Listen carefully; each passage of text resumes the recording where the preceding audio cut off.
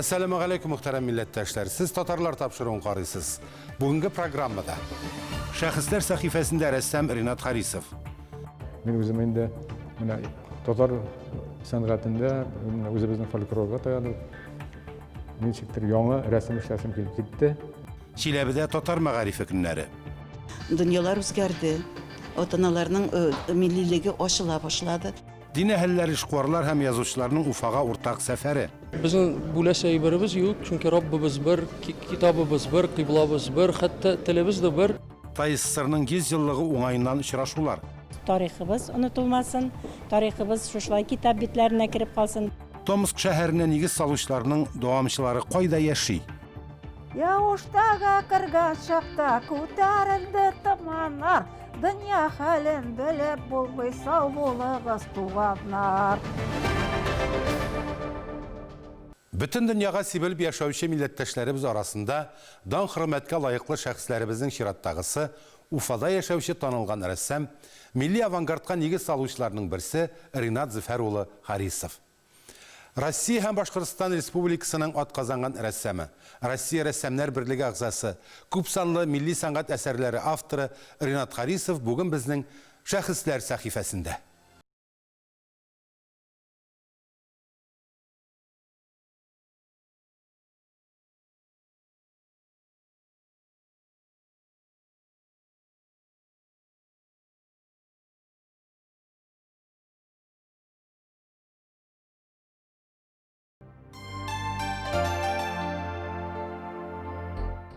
Şigule kартиналар авторы, бой хәзинәбезне бөтен дөньяга танытучы оста. Ринат Харисов милли рәссамнарыбызның берсе. Анда йөгереп уйнап, анда уртада күл бар иде. Шундай бер эске генә өйдә тора идек.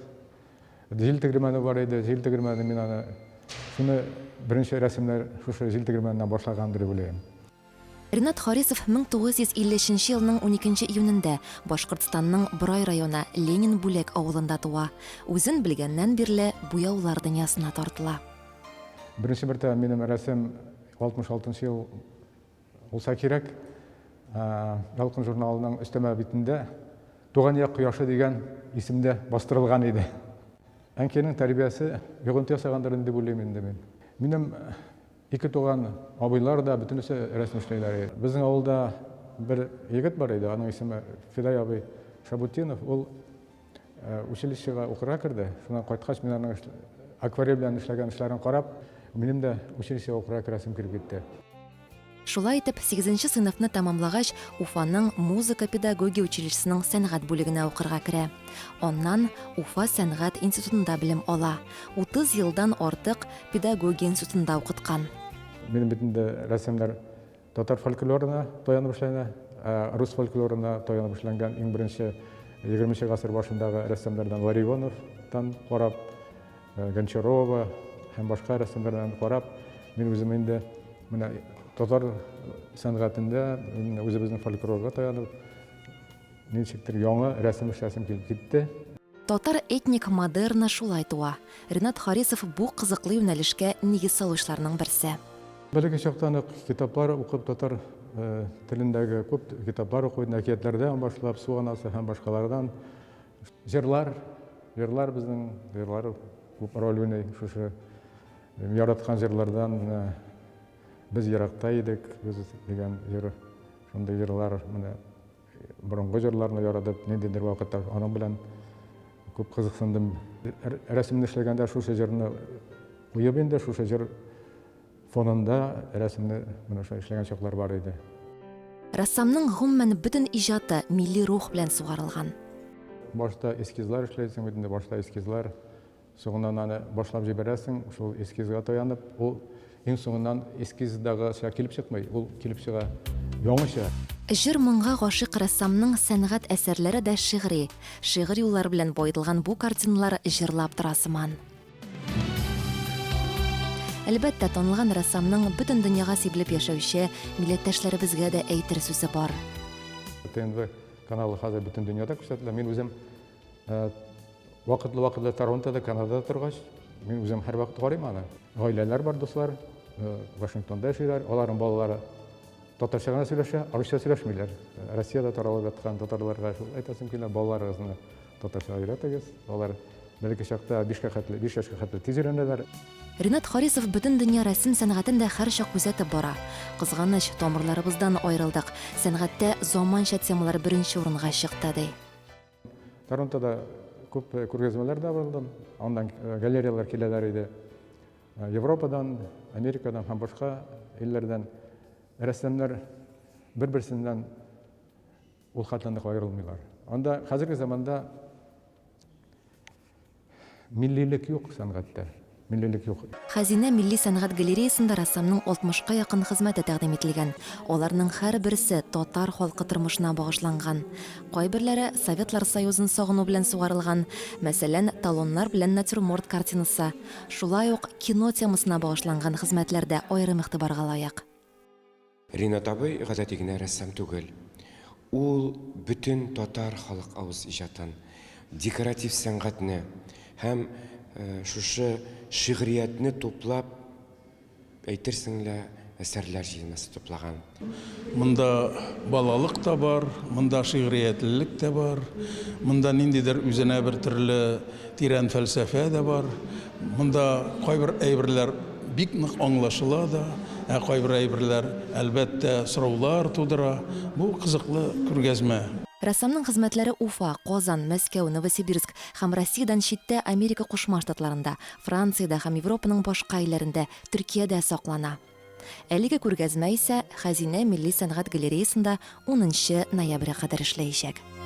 Ләйсән Хаҗиева, Татарлар, Казан. Чиләбе өлкәсендә узган татар мәгърифәте көннәре төбәктә ана телен укытуга зур этәргеч бирде биредәге милләттәшләребез. Узган тапшыруда бу хакта сүз барды. Чарада хезмәттәшлек турында кул куелган килешүләр педагоглар өчен яңа мөмкинлекләр ача. Рәсми чараның икенче көне турында тулырак безнең хәбәрчеләребез материалында. Көньяк Уралда 200 меңдән артык татар яши. Ана телен өйрәнү биредә өлкәнең 30 шәһәр авылларында китапхана, мәдәният сарайлары һәм мәктәпләрдә түгәрәкләр рәвешендә яки өстәмә дәресләрдә өйрәнелә. Алар нигездә милли иҗтимагый оешмалар һәм кайбер мәгариф учрежденияләре җитәкчеләре ярдәме белән еш кына педагогларның үз инициативалары белән генә алып барыла. Чиләбедә үткән татар мәгърифәте көннәренең пленар утырышы өлкәдә ана телен укытуны оештыру турында фикер алышу белән узды. Уку программасына фән буларак кертү турында мәсьәләләр күтәрелде. Өлкә шәһәрләре һәм авылларыннан килгән ватандашлар ике төбәкнең мәгариф министрларына үзләрен борчыган проблемалар буенча сораулар бирде. Конечно, самое главное слово, которое должно здесь прозвучать, это слово родительской общественности, потому что пока семья, родители, группа родителей не осознают необходимость изучения того или иного языка, в данном случае татарского языка, конечно же, дальше двигаться было бы, наверное, неправильно. Теләүчеләр хәзер бик күп. Алар уйлыйлар менә атаналар теләүче булмас да, шуңа күрә ашмыйбыз дип. Атаналар бик күп теләүче атаналар хәзер. Соня Шевченко Чиләбе шәһәрендә ана телен саклау буенча 3 дистә ел эш алып бара. Башлангыч сыйныф укытучысы дәрестән тыш балаларга татар телен өйрәтә. Ә шимбә, якшәмбе көннәре аңа укучыларның әти-әниләре татар теле курсларына йөри. Татар милләтенең мәдәниятенең авторитеты дияме менән үсә. Шуңа күрә халык уйлый башлый. Ул кем? Когда мы учились, да, не было такого как-то изучения родного языка у нас не было. И поэтому я его знаю не так хорошо. Надеюсь, что мой ребенок будет знать гораздо лучше. Это важно, потому что это корни ее, она должна знать свой родной язык. А как без этого? Ана телен саклауны иң беренче үзебездән башларга тиешбез. Моңа ирешү юлы балаларга татар теленә, әдәбиятына кызыксыну, мәхәббәт уятуда. Бу чыгышларның төп фикере. Әгәр безгә тәкъдир буенча Аллаһ Тәгалә шундый полномочия бирде, булырга мәктәпнең балалар бакчасының җитәкчесе буларак, әлбәттә без бөтен көчне салып татар мөхитен булдырырга тиешбез. Татарстан мәгариф һәм фән министры Рафис Бурханов җитәкчелегендәге делегацияның Чиләбе өлкәсенә эш сәфәре нәтиҗәле булды.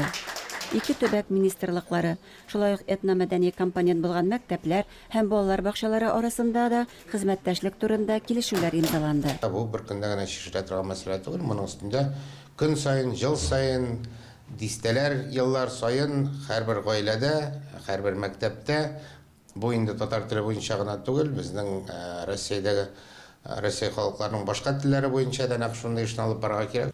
Татарстан мәгариф министры Чиләбе өлкәсендә күп еллар дәвамында нәтиҗәле эш алып барган педагогларга тармак бүләкләрен тапшырды.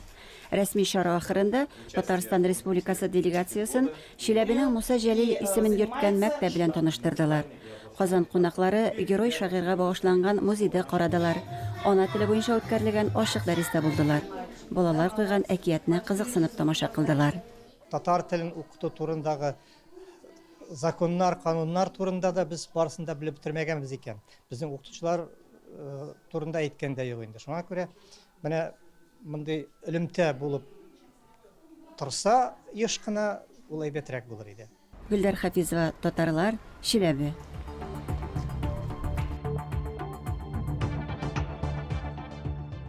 Hürmetli tamaşaçılar, siz Tatarlar tapşırın karısız programımızdan ikinci ülüşünde.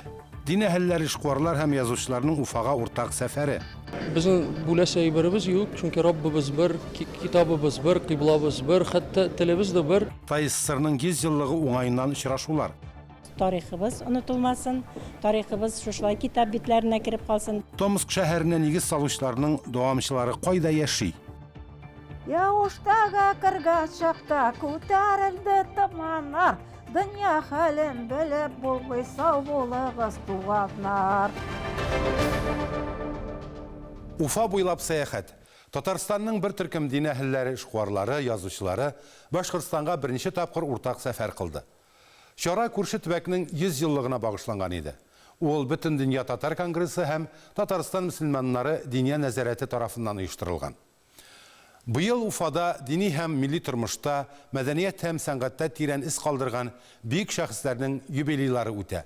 Onlar rətində Dərtmən, Müxlisə Bubuy, Rizaddin Fəxriddin, Mustay Kərim. Uçraşı vaxtında көрнекле millətdaşlarımız qaldırğan bay mirasını saqlab, келәчәк буынға жеткіру fikirlərin xəbərçimiz Milevşa Latipova tınladı.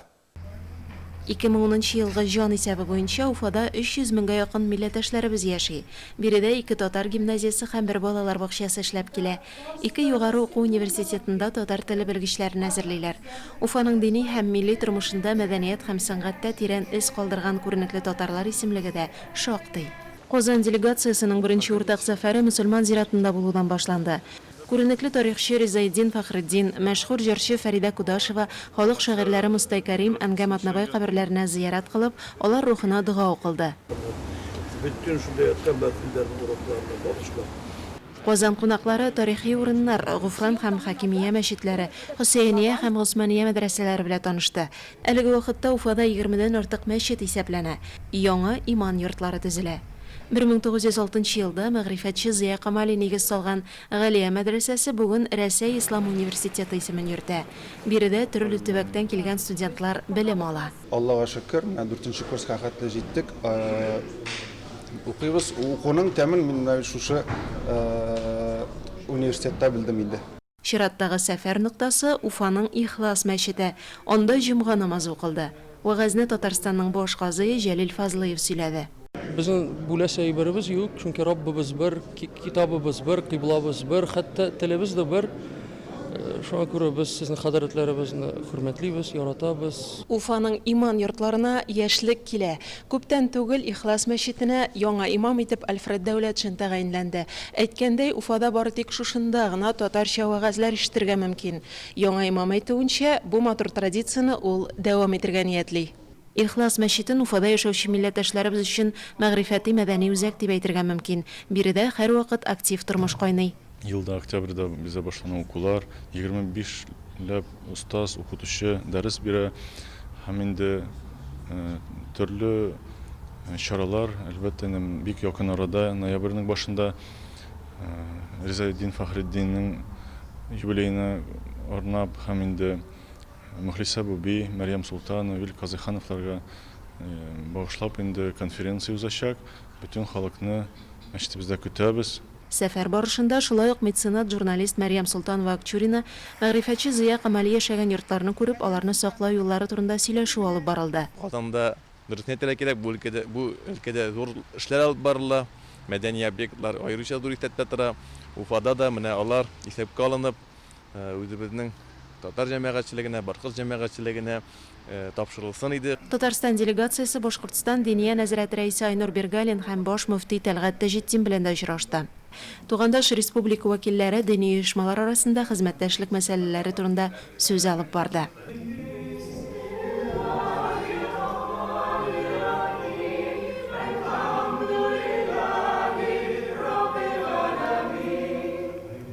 Ике 2019 ел бөек шәхесләрнең юбилейларына бай. Татар-башкорт халкын берләштерүче, мәгърифәт һәм мәдәният үсешенә зур йогынты ясаучы Ризаэтдин Фәхретдин, Дәрдемәнд Мәрьям Солтанованың тууларына 160 ел, Мөхлисә Бубайга 150, Мостай Кәримгә 100 яшь тулыр иде. Киләчәктә дә мондый сәфәрләр безнең еш булыр һәм аралашулар күп булыр дип уйлыйбыз һәм инде ул эшлекле төсмер алыр дип. Менә шушы очрашулар аша, шушы чаралар аша өлкән буын безгә, яшьләргә үзләренең тормыш тәҗрибәсен, үзләренең гыйлемен, үзләренең акылын, үзләренең тәртибен үрнәк итеп безгә калдыра. Ике тугандаш төбәкләрнең зыялылары һәм дин әһелләре берләштерүче, мөнәсәбәтләрне ныгытучы очрашуларны дәвам итәргә ниятли. Уфадан Миләүшә Латыйпова, татарлар.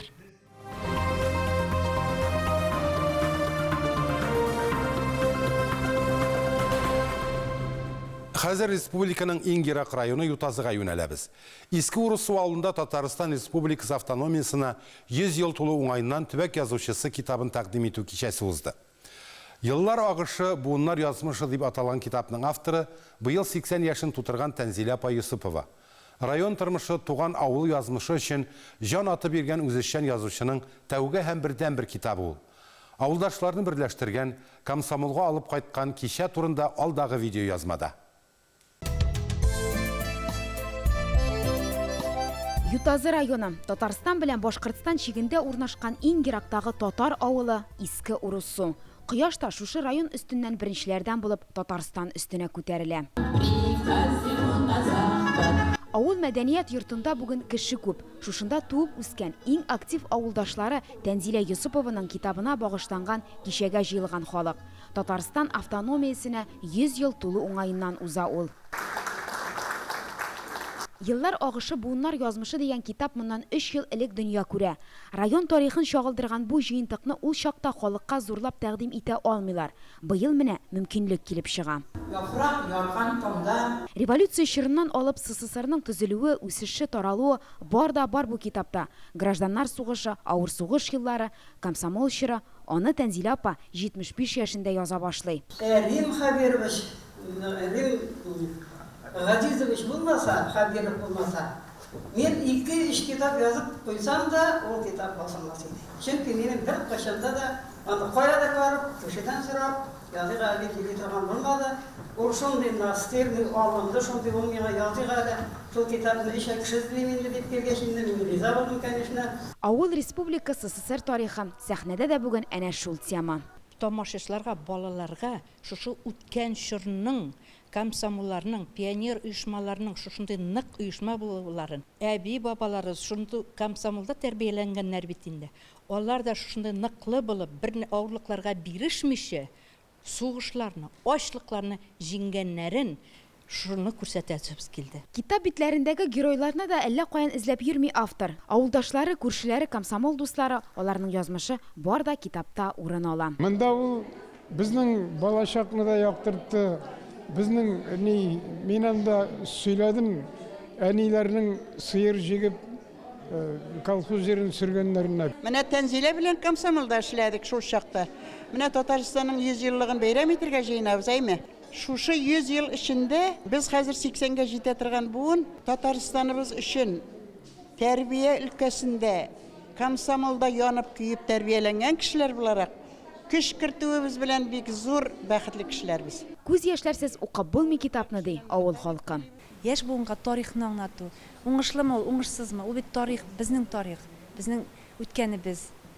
Менә киләчәк буынга шуны аңлатасыбыз килде безнең. Очрашуга күршер авыллардан да, районнан да кунаклар килгән иде. Иң беренче безнең максатыбыз тарихыбыз онытылмасын, тарихыбыз шушылай китап битләренә кереп калсын. Бездән соң килгән балалар дагын шушы китапларны укып, безне искә алсыннар. Ютазыда үзешчән язучылар күп ди Наилә ханым. Аларның аерым оешмасын төзергә дә уйлап торалар икән. Татарстан автономиясенә 100 ел тулу уңаеннан мондый очрашулар башка авылларда да узачак әле. Филүзә Хәмидуллина, Татарлар, Ютазы районы. Бүтін дүнияға себілген милләттәшләребез, алар гомер иткән татар авыллары хакында сөйләүебезне дәвам итәбез. Бүген без сезне Томск өлкәсе Яушта авылына алып барырбыз. Ул бик үзенчәлекле сала. Анда Томск шәһәренә нигез салучыларның дәвамчылары гомер итә. Хәлле авыл. Билгеле шишеләсе мәсьәләләр дә байтак. Яуштәлеләр белән Ләйсәнә Садретдинова аралашып, аларча сөйләшеп кайтты.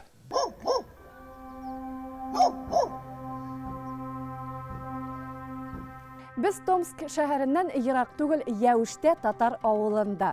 Әлеге авылның тарихы бик кызыклы. Әгәр дә Томск каласына 400 елдан артык икән, бу авылның тарихы аннан да зуррак диләр.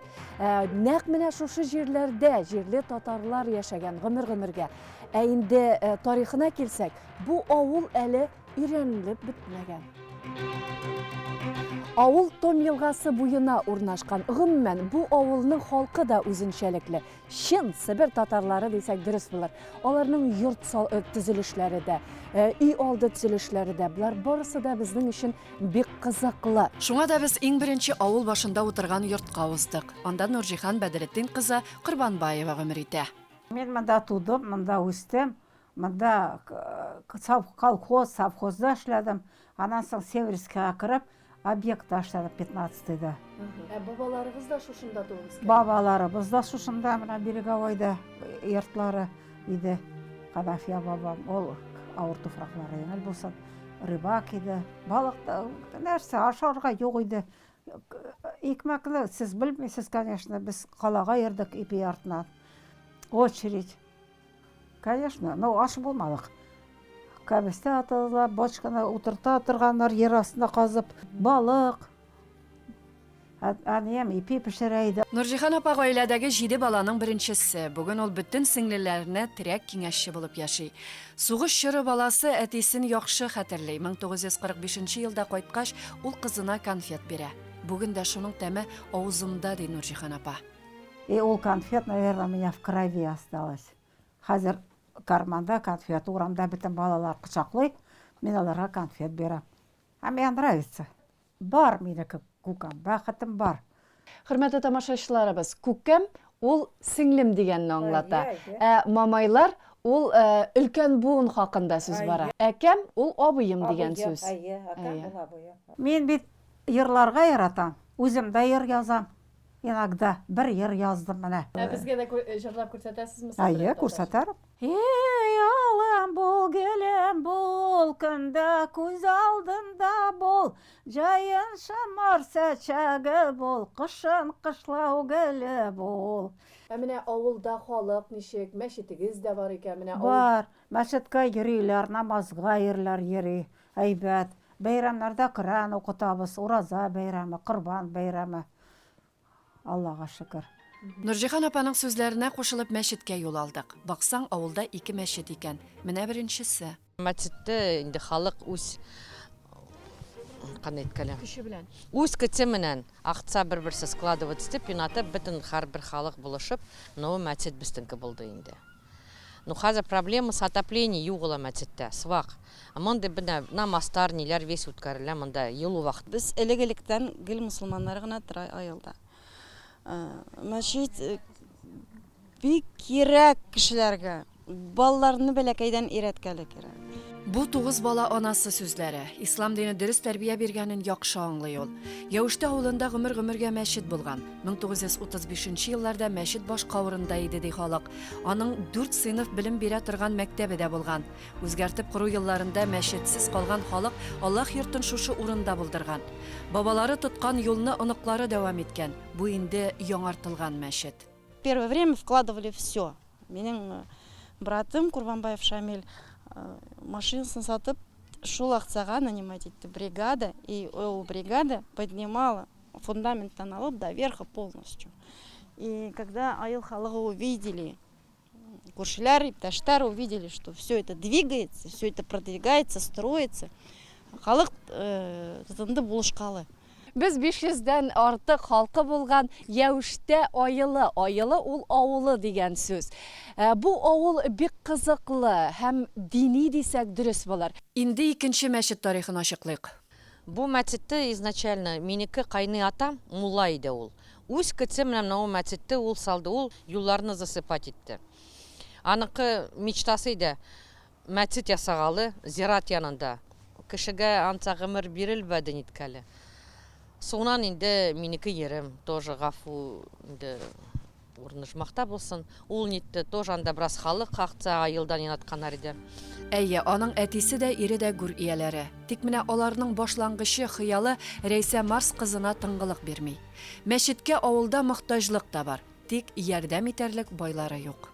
Бүгінгі күндә ауыл халқы ярдәм көтә, чөнки чынлап та аларга мәчет кирәк. Бу дини халык, бу Томск шәһәрен, гомумән бу өлкәне барлыкка китергән җирле татар халкы. Как говорится, без основательләр Томскиныкы.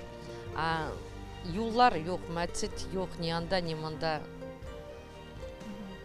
Клуб булган да, аны да снесли безнеке. Пустой урыны гына калды. Яшьләргә урын югылы, кая яналашып утыргалы бергә. Авылда яшьләр күп, аның киләчәге бар. Ләйсәнә Садретдинова, Татарлар Яуште авылы, Томск өлкәсе. Хөрмәтле тамашачыларыбыз, бүгенгә менә шулар. Һәр вакытта изге гамәлләр кылып исән-сау очрашырга язсын. Сау булыгыз.